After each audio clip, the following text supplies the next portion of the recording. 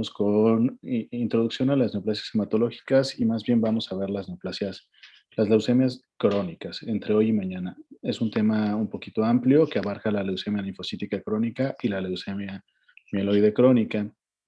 Cuando empecemos a hablar de la leucemia mieloide crónica, vamos a retomar un poquito lo de hematopoiesis. Mañana leucemias agudas, lunes linfoma, mieloma múltiple, el martes, miércoles la fisiología de la hemostasia y pues la evaluación de los pacientes con sospecha de alguna enfermedad de la hemostasia. Bueno, si se fijan, todos estos temas los voy a ver, los voy a dar yo, ¿no? Entonces, tienen tiempo porque el equipo A ya le tocará exponer. Será pues las alteraciones congénitas de la coagulación, en este caso hemofilia A y hemofilia B, ¿vale? ¿Quiénes son equipo A? Soy yo, mi compañera Evelyn y mi compañera Lisbeth. Perfecto, muy bien. Pues entonces, eso les toca exponer a ustedes, hemofilia. Pueden basarse en el libro que subí. Si tienen, si quieren alguna otra información en especial, pues ya se pueden comunicar directamente conmigo.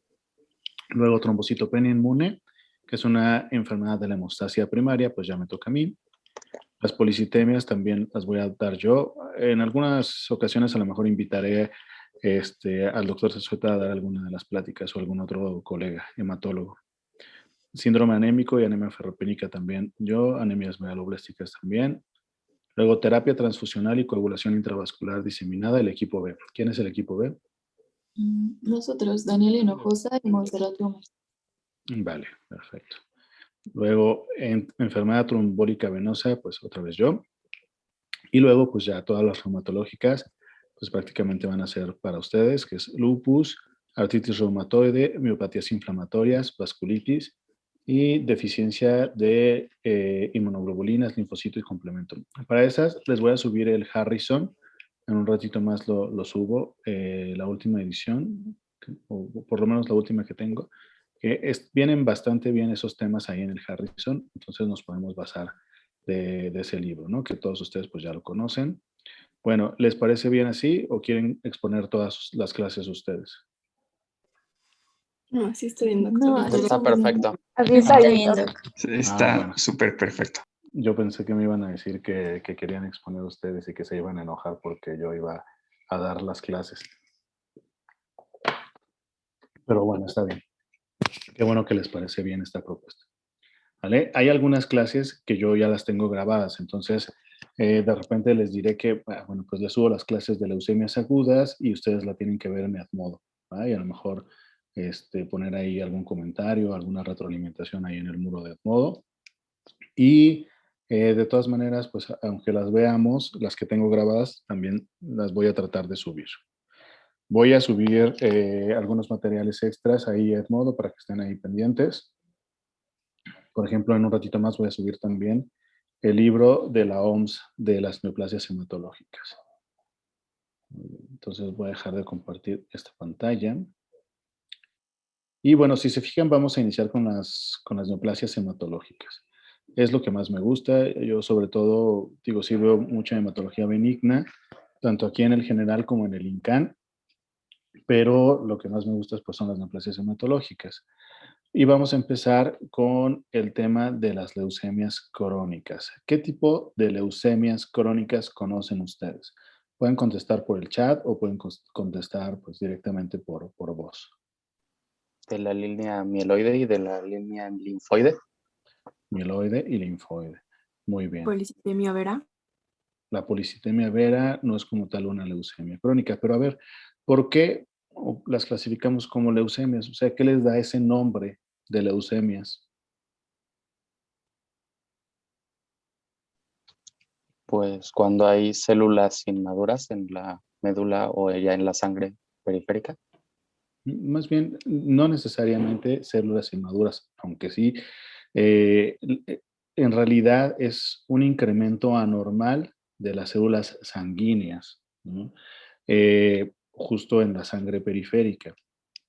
Es una neoplasia como los linfomas, pero los linfomas pues afectan sobre todo pues estructuras como los ganglios linfáticos o alguna estructura extraganglionar, pero no se manifiestan con circulación de células neoplásicas de manera elevada, a diferencia de las leucemias. Las células neoplásicas están de manera elevadas en la sangre periférica, ¿no? Y principalmente tenemos estas dos, las leucemias, leucemia mieloide crónica y leucemia linfocítica crónica.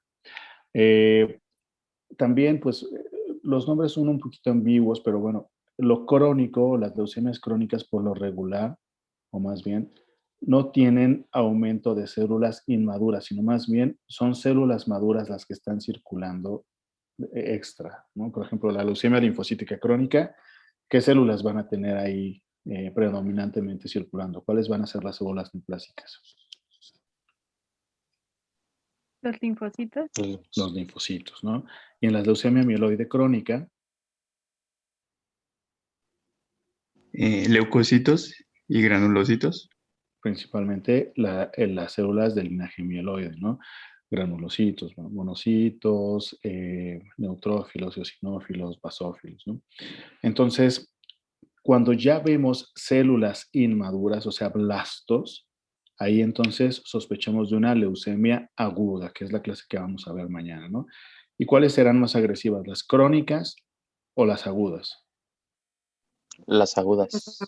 Las agudas, ¿no? ¿Por qué? Porque estas células inmaduras tienen mayor capacidad de ¿qué? Hacer lisis. Hacer ¿De lisis, diferenciarse o de no, reproducirse? más De bien, proliferar. de proliferar, pero no diferenciarse, ¿no? Entonces, como son células muy inmaduras, van a estar proliferando, proliferando, proliferando, pero no se van a diferenciar, van a ser células inútiles y solo van a ocupar un espacio, el espacio de los nichos hematopoyéticos dentro de la médula ósea, y van a desplazar a la célula progenitora hematopoyética normal. Por lo tanto, es mucho más fácil que en las leucemias agudas nuestros pacientes presenten sobre todo pues síndrome anémico, síndrome purpúrico, ¿ja? Y síndrome febril porque pueden llegar a tener infecciones, ¿no? En cambio, en las leucemias crónicas, como son de células inmaduras, es muy probable que la médula ósea esté pues todavía relativamente funcional, ¿ok? Entonces, vamos a empezar a ver estas leucemias crónicas y de entrada, pues ya hablamos de una diferencia bastante importante, la diferencia en el pronóstico. Ok, acabo de ver el mensaje de Alberto que a Sandra tiene un problema con la luz. Bueno, no importa si se alcanza a conectar, entonces ahorita la acepto. Bueno, muy bien. Entonces vamos a ver, sí se está viendo la pantalla, ¿verdad? De la presentación. Sí, doctor, sí, Sí. Vamos a ver, déjame proyecto bien. Ahí está. Bueno, caso clínico 1. Paciente de 72 años con antecedente de hipertensión controlada. Acude a revisión médica anual asintomático. En su citometría hemática observa 14 de hemoglobina, los volúmenes normales, leucocitos de 45,000, 2,500 neutrófilos, linfocitos de 42,000 y 230,000 plaquetas. ¿Qué es lo primero que les llama la atención de este caso clínico? Los leucocitos elevados. Leucocitosis. Las leucocitosis. ¿Y es expensas de Linfocitos. linfocitos? Ok, bueno, eso es algo muy evidente. ¿Qué otra cosa les llamaría la atención de este caso clínico? La edad. La edad, ¿no? La media de edad al diagnóstico, ya lo veremos ahorita en la clase, de los pacientes con leucemia linfocítica crónica es de 70 años, ¿no? Este paciente tiene 70 años. ¿Qué otra cosa les llamaría la atención?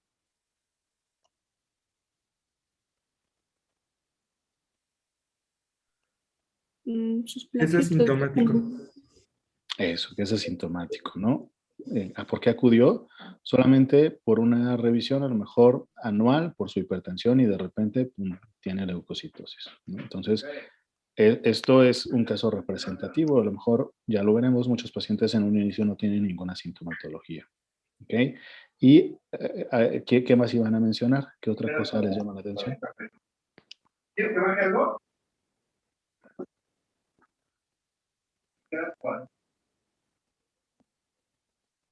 ¿Alguien más? El antecedente de hipertensión controlada. El antecedente de hipertensión, pues bueno, que tiene una comorbilidad, ¿no? La hipertensión, como la mayoría de los pacientes mayores de 72 años.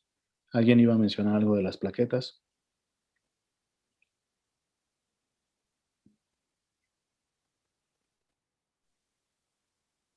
¿Están disminuidas? Están normales, ¿no? 230,000 plaquetas y la hemoglobina también está normal, ¿no? Entonces, a pesar de que hay un incremento en los leucocitos, pues parece que no está afectada la cifra de hemoglobina y la cifra de plaquetas, ¿no? Solamente están incrementados los leucocitos y a expensas de los linfocitos. Entonces, este es un caso, pues, típico de, ¿qué será? Una Leucemia linfoblástica, ¿no? no, linfocítica. Blástica, acuérdense que Perdón, sí, linfocítica crónica. Sí. Linfocítica crónica. Blástica nos referimos cuando hay un aumento de células inmaduras. Entonces, ustedes están rotando ahí en urgencias, les llega un paciente así, a lo mejor nada más tenía dolor de cabeza, pero no tenía ninguna otra cosa, le hacen una biometría hemática y ven que tiene esa leucocitosis con linfocitosis, pero su hemoglobina está normal, sus plaquetas están normales y pues deciden hacer un frotis. Y en el frotis ven esto. ¿Qué son estas células? Estos Esos ya son los linfocitos, ¿no? son los linfocitos, ¿no? Están súper aumentados en el frotis de sangre periférica. Vamos a ver el siguiente caso clínico, el otro. Ahora, paciente de 45 años, antecedente de diabetes. Igual acude a una revisión médica anual, solamente refiere saciedad temprana y plenitud postprandial. En su citometría hemática tiene hemoglobina de 12, los leucocitos de 195,000. ¿Alguien ha visto una biometría hemática con un 195,000 leucos? No, nunca. No. Bueno, No, yo he visto biometrías hemáticas hasta de 900,000 leucos, pero bueno, ya, por eso es importante también que vengan a rotar, pero más adelante ojalá que se pueda. Bueno, leucocitos de 195,000. Entonces aquí ni siquiera nos arroja a la máquina pues el número absoluto de los leucocitos, sino más bien los porcentajes.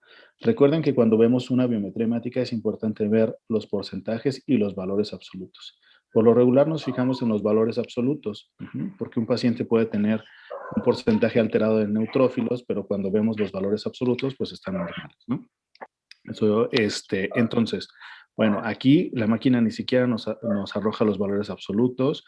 Alguien hace un frotis de manera manual y dice que tiene 70% de neutrófilos, 10% de metamielocitos, 5% de linfocitos, 2% de basófilos, 1% de eosinófilos y blastos de 1%. O sea, hay blastos, hay células inmaduras, pero ya veremos que no va a rebasar la barrera del 20% de blastos, que cuando ya se rebasa la barrera del 20% de blastos, entonces ya hablamos de una leucemia aguda. ¿Okay? Eso acuérdense bien. Entonces, tiene plaquetas de 230,000, realizan un frotis de sangre periférica y ven esto. Entonces, ¿qué les llama la atención de este caso clínico? de nuevo la edad. La edad, ¿no? Es un paciente más joven y también es hombre, ¿no? ¿Qué otra cosa? La saciedad temprana y la plenitud postprandial, porque es algo común en los pacientes con leucemia mieloide crónica. Ajá, ¿por qué? ¿Por qué tienen saciedad temprana y plenitud postprandial? Es porque tienen un aumento del tamaño del vaso. Exacto, el 90-95% de los pacientes van a tener esplenomegalia y el vaso crece en dirección pues hacia donde está el estómago y lo comprime y entonces por eso los pacientes tienen saciedad temprana y plenitud postprandial. Ok, muy bien, pues lo demás ya lo mencionamos, lo de la leucocitosis. Y si se fijan, si ustedes hacen un frotis de sangre periférica de ese paciente, pues se va a ver muy diferente, ¿no? Tiene sobre todo puras células de linaje mieloide. Ajá. Entonces, son dos casos clínicos de pacientes que tienen leucocitosis, una leucocitosis importante que llama la atención, pero pues en realidad las enfermedades son diferentes. En una, pues las células neoplásicas son los linfocitos B y en otra, pues es una alteración de prácticamente todo el linaje mieloide. Entonces, estas dos, cuando ustedes escuchen pues leucemias crónicas, la mayoría de las veces o siempre se van a referir a estas dos enfermedades, leucemia linfocítica crónica y leucemia mieloide crónica, que además pues, son las leucemias más o de las leucemias más comunes. ¿Okay? Entonces, bueno, pues para poder llegar al diagnóstico y tratamiento de los pacientes, tenemos que echar mano de un buen interrogatorio, exploración física, ver qué exámenes de laboratorio pedimos y también de gabinete, y bueno, pues ya hacer el diagnóstico y tratamiento y también saber en qué momento vamos a hacer la referencia de nuestros pacientes. Entonces, a ver, para hacer el diagnóstico de leucemia linfocítica crónica, ¿qué estudio solicitarían ustedes? Biometría y frotis. Biometría hemática y frotis, pero para corroborar el diagnóstico, para decir, bueno, sí, yo sospecho que tiene una leucemia linfocítica crónica por la biometría hemática y por el frotis, pero Una biopsia de ajá, médula ósea. Ujú. una biopsia de médula ósea. A ver, ¿quién dice que sí, una biopsia de médula ósea? Pueden ponerlo ahí en el chat.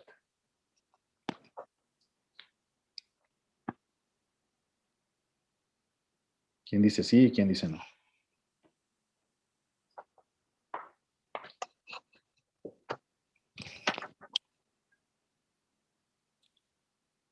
Rodrigo Tapia dice team biopsia. ¿Quién es team no biopsia?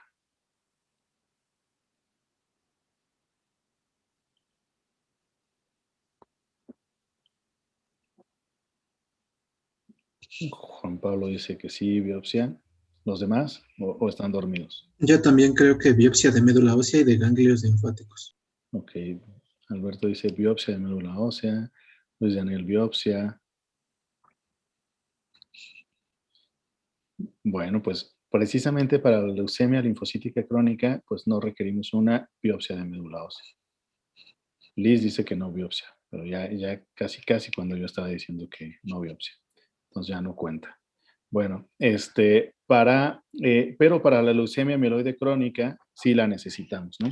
Entonces, bueno, vamos a entrar ya en esas cosas un poquito más sutiles. Vamos a empezar con la leucemia linfocítica crónica. Esta leucemia, nosotros para hacer el diagnóstico de cualquier neoplasia hematológica, utilizamos los criterios de la OMS. La clasificación más reciente es la del 2016, 2016-2017. Y se va publicando periódicamente este libro de la OMS, casi cada 6, 8 años, incluso a veces pasa más tiempo. Y ahí vienen descritos los criterios necesarios para diagnosticar las diversas neoplasias hematológicas.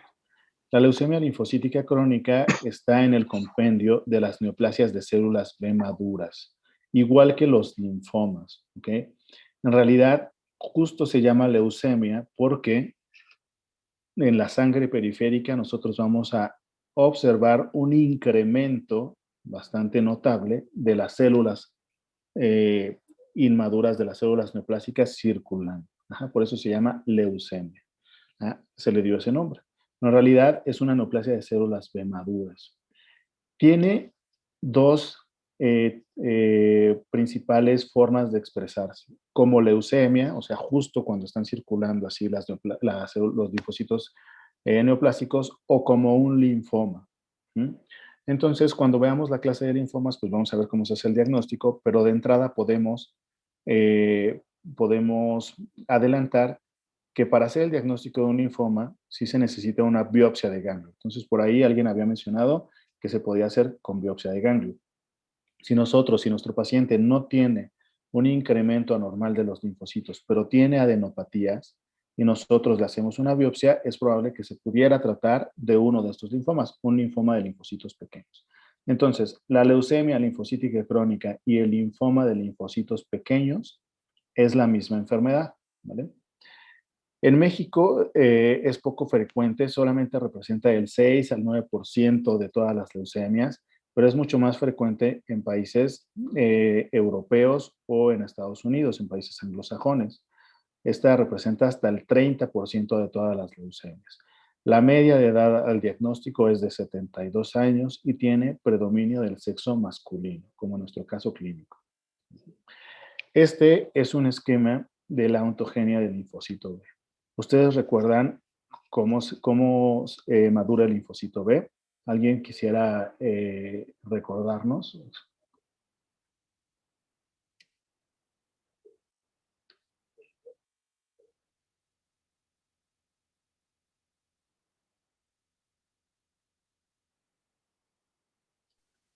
Su maduración es después de estar expuesto a antígenos, ¿no? Que contienen una célula plasmática. Exacto, se convierte... ¿O se refiere a desde su formación? Está bien. O sea, la finalidad del linfocito B, o sea, su último estado de maduración es convertirse en una célula plasmática que va a producir ¿qué? Anticuerpos. Anticuerpos, ¿no? O en un linfocito B de memoria que va a ser capaz de montar una respuesta inmune secundaria, pues más rápido, ¿no? Cuando nos enfrentamos nuevamente a un antígeno que ya previamente nos habíamos enfrentado. Entonces, bueno, si se fijan, el linfocito B, pues primero empieza a desarrollarse dentro de la médula ósea, dentro de los huesos. ¿Okay? Tenemos linfocitos pro B que todavía no van a expresar inmunoglobulina de superficie o inmunoglobulinas. Poco a poco se va a ir formando esta inmunoglobulina y cuando ya la expresa en la membrana, entonces ya sale este linfocito de la médula ósea y se va a madurar a los tejidos linfoides, a los ganglios o a los tejidos linfoides extraganglionares. ¿Okay? Entonces va madurando en el folículo secundario, se lee en los centros germinales, se expone a sus antígenos dentro de los ganglios linfáticos y eso hace que haya una hipermutación somática, o sea, que esta inmunoglobulina que estaba produciéndose aquí, pues cambie para que sea más afín el anticuerpo, que haya un cambio de clase dependiendo del tipo de respuesta inmune que necesitamos montar, o sea, por ejemplo, si necesitamos una respuesta inmune en mucosas, pues a lo mejor se va a hacer un cambio de clase para que se secrete IgA, ¿no? Y que haya una maduración de afinidad, o sea, que persistan solamente los linfocitos que respondan correctamente contra su antígeno. Entonces, después de eso, pues ya salen del centro germinal y se van hacia la zona marginal o a la médula ósea nuevamente como células plasmáticas de vida larga. Entonces, durante todo este proceso de maduración, el linfocito B puede ser susceptible a adquirir alteraciones genéticas que hagan o que generen eventos oncogénicos. ¿Okay? Y entonces, durante todo este procedimiento se pueden producir las diferentes neoplasias hematológicas. Si los eventos oncogénicos surgen de manera muy temprana, entonces vamos a tener neoplasias de precursores, sobre todo leucemias agudas.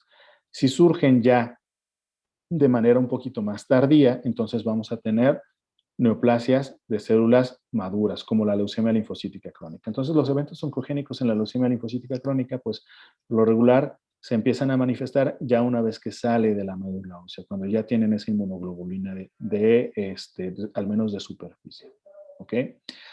Entonces, bueno, esta es una neoplasia de células B. Podemos tener, sobre todo, dos tipos de leucemia linfocítica crónica, o dos tipos de clonas. Una clona que justo pasa por el centro germinal y que tiene la cadena pesada de las inmunoglobulinas mutadas, y la clona que no maduró en el centro germinal, sino más bien se fue a los tejidos linfoides extraganglionares como intestinos, y ahí no se expone a antígenos, pero sí evoluciona una célula plasmática de vida larga. Entonces, esto es algo un poco nominal. Es importante ustedes que sepan que hay dos tipos de leucemia linfocítica crónica, una que tiene las cadenas pesadas de inmunoglobulina mutadas y otra que tiene las cadenas de inmunoglobulina no mutadas. ¿Por qué es importante saberlo? Porque el pronóstico es diferente. Les va un poquito mejor a los pacientes que tienen leucemia linfocítica crónica con la cadena pesada de inmunoglobulina mutada. ¿Okay? Bueno, muy bien. Entonces, ya vimos en el caso clínico que pues los pacientes pueden presentar a lo mejor ninguna sintomatología, como nuestro paciente, ¿no? Y que de repente, pues, son pacientes que a lo mejor ya tienen alguna otra comorbilidad y se hacen algún estudio y se identifica esa leucocitosis a expensa de linfocitos.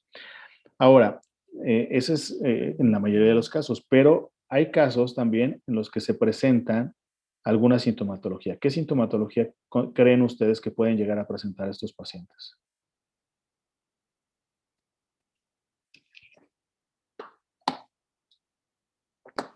Susceptibilidad a infección. Susceptibilidad a infecciones, pueden estar teniendo infecciones de repetición, sobre todo porque muchas veces causan con niveles bajos de inmunoglobulinas. ¿Qué otras manifestaciones pueden presentar los pacientes con leucemia linfocítica crónica? Que son incluso manifestaciones generales de pacientes con neoplasias hematológicas. Pérdida de Pérdida de peso, malestar. Fatiga, malestar, Fiebre. sudoración nocturna. Eso se llama síntomas B, ¿ok?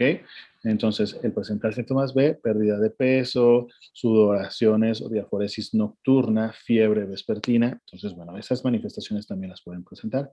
Pueden tener también adenopatías, ¿ok? Ya vimos que puede manifestarse la mayoría de las veces como una leucemia, o sea, afectando sangre periférica, pero puede afectar tanto sangre periférica y al mismo tiempo los ganglios, o puede afectar solamente los ganglios, pero la célula neoplásica es la misma.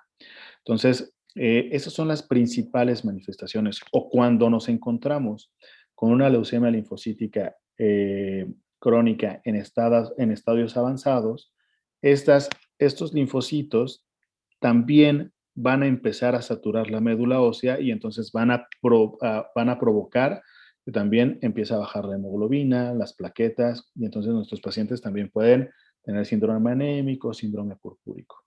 Y los pacientes con leucemia linfocítica crónica también tienen un riesgo incrementado de presentar enfermedades o fenómenos autoinmunes, como anemia hemolítica autoinmune o trombocitopenia inmune primaria, que ya lo veremos más adelante ese tema de trombocitopenia inmune primaria.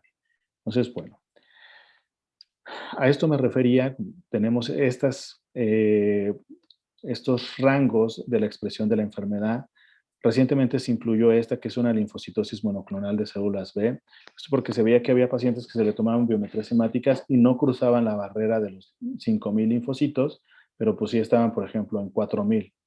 Y cuando uno les hacía un estudio que se llama citometría de flujo para evaluar si esos linfocitos eran clonales, pues se veían que sí eran clonales, pero que no eran más de 5.000 y entonces pues no se podía considerar como una leucemia linfocítica crónica, pero sí tenían células anormales esos pacientes. Entonces llamamos linfocitosis monoclonal de células B, encontramos esa clona anormal de linfocitos B, pero no supera la barrera de los 5.000 linfocitos y tampoco tiene afectación ganglionar o extraganglionar. Luego está la leucemia linfocítica crónica, así propiamente dicha, que tiene más de 5.000 linfocitos monoclonales o tiene afectación en ganglios linfáticos, ¿okay? Al mismo tiempo. Y el linfoma de linfocitos pequeños, cuando no encontramos afectación en la sangre periférica, pero nuestro paciente sí cursa con afectación en los ganglios linfáticos o incluso en algún tejido extraganglionar. Entonces, los criterios diagnósticos, ya llegó nuestro paciente con alguna de estas sintomatologías o con una biometría hemática así, o con un ganglio linfático crecido. Los criterios diagnósticos para la leucemia linfocítica crónica es más de 5.000 linfocitos monoclonales en sangre periférica confirmado por citometría de flujo. ¿Ustedes saben cuál es el fundamento de la citometría de flujo?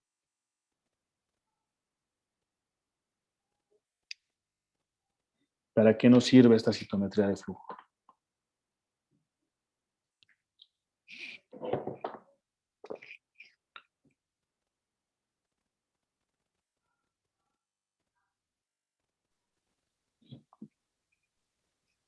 ¿O para qué se imagina? Hasta donde yo recuerdo, su utilidad era en describir y contar, en el conteo de las células de una muestra sanguínea y la descripción de su forma, ¿no? Exacto. evalúa la forma, la complejidad de las células y las va contando. Entonces, por ejemplo, la citometría de flujo nos permite distinguir un linfocito que ya vimos cómo es, que es una célula pequeña, que tiene un núcleo bastante grande, con un citoplasma muy escaso, a diferencia de un granulocito, ¿no? Que tiene pues, los núcleos lobulados, que tiene gránulos en el citoplasma, un citoplasma abundante. Y los va clasificando dependiendo de su tamaño y su complejidad, y los va contando. Pero adicionalmente, también podemos utilizar anticuerpos monoclonales para saber qué antígenos están expresando en su superficie o en el citoplasma estas células que estamos evaluando. Entonces, esta técnica nos va a ayudar a saber si los linfocitos que tiene elevados nuestro paciente son clonales y si son de esta enfermedad que se llama leucemia linfocítica crónica. Porque si nosotros le hacemos, imagínense el caso clínico, recuerden ese paciente de 72 años, ustedes le piden una citometría de flujo en sangre periférica, no tiene que ser de médula ósea, sino sangre periférica, y entonces ya cuando les entreguen el resultado les van a decir, ah, bueno, esos linfocitos que tiene elevados ese paciente expresan CD19, inmunoglobulina de superficie, CD20, CD22 y CD79. Estos son marcadores de células B, de linfocitos B normales. Pero además también expresa CD5, CD43, CD23 y CD200, que son marcadores aberrantes. Esto pues ya nos da como la huella, el chip, de que este inmunofenotipo es el que expresan las células de la leucemia linfocítica crónica o del linfoma de linfocitos pequeños. Entonces, por ejemplo, si nuestro paciente llegó con ganglios y le quitamos un ganglio y lo mandamos a estudiar, esas células neoplásicas también van a expresar estos marcadores. ¿Okay? Entonces, de entrada, para la leucemia linfocítica crónica, no requerimos hacer una biopsia de médula ósea para el diagnóstico, sino más bien con un inmunofenotipo de sangre periférica por citometría de flujo que nos permite evaluar los antígenos que están expresando las células neoplásicas, entonces podemos hacer el diagnóstico. ¿Ok? Muy bien.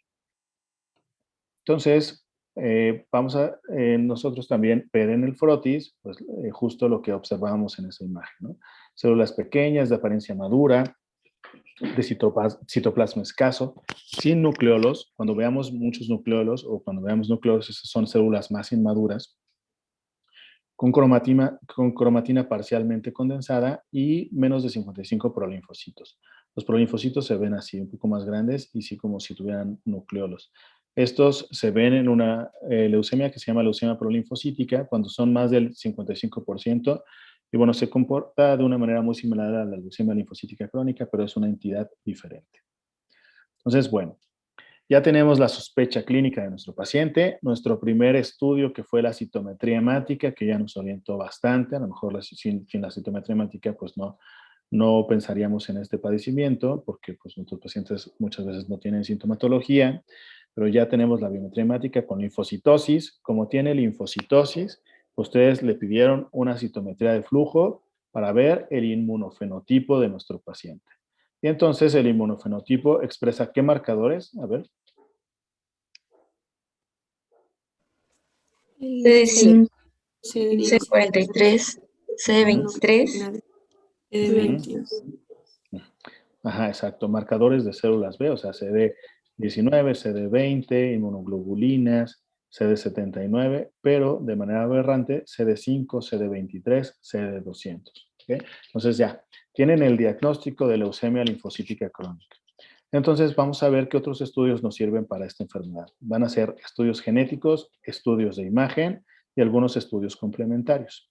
Entonces, cuando ustedes ya tienen este diagnóstico, es un buen momento para empezar a mandar a nuestro paciente a un segundo o tercer nivel, ¿no? Porque obviamente, si no son hematólogos, pues ustedes no van a tratar a estos pacientes con leucemia linfocítica crónica, ¿no? De una vez aquí les pregunto, haciendo el diagnóstico, ¿tenemos que iniciar tratamiento para los pacientes con leucemia linfocítica crónica? ¿Quién dice que sí tenemos que iniciar tratamiento y quién dice que no tenemos que iniciar tratamiento? Es un cáncer, acuérdense. Aquí en el chat, digan y contesten. Así sin buscar. Ustedes así contesten de acuerdo a lo que han leído o a lo que crean ustedes.